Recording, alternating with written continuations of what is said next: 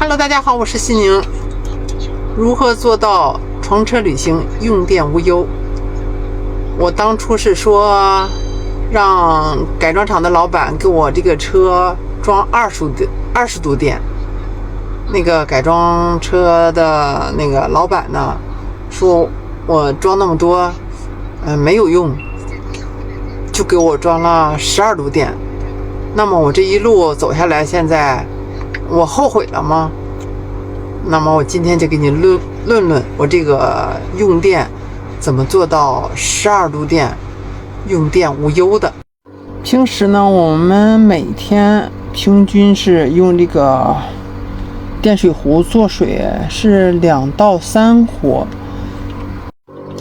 这样一来呢，就能够足够的保证我们2到3个人喝水使用了。我们这一路虽然说走了很多高速，但从来没有在高速打过水。来点面。这是做水用电。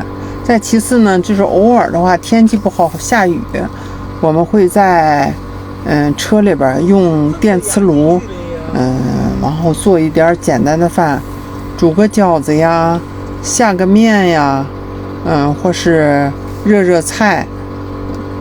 而我们家用电最多的地方呢，就是冰箱。看到冰箱呢是91升的，耗电也挺大的，一天应该也是将近1度电那样吧，我觉得应该是啊，一天一宿。然后我这是24小时不停的。再一个就是最大的耗电量呢，就是上面这个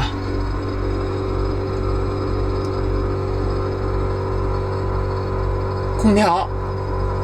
每天呢，我家的空调是要开，中午因为我们要热，每天中午开车，或是在营地休息，我们中午都要开空调，因为这个黑车真的是比较吸热。我们做了保温了，但是做了保温以后，只是说猫这个内墙它不烫，车里边肯定也是热的。每天我们中午要开1到2个小时的空调，到晚上睡觉的时候，前半夜我们也是要开空调的，后半夜它等到就是室外的温度降下来了以后，这个室温，感觉到冷的时候，我们醒了以后会把空调关掉。5月份到了四川，真的是要开空调，但是我看看我周围的那个房装车，很少有人开空调，也就我家独一份吧，还是用电无忧好。但是呢，真正要想做到用电无忧的话，就得基本上在2天就得把车跑起来。我家今天呢，用电虽然是说无忧，现在也开着空调呢，但是心里边还是有点没底。我今天是停车第3天了，到今天晚上整3天。我现在的电还有63%，我现在还依然在开着空调。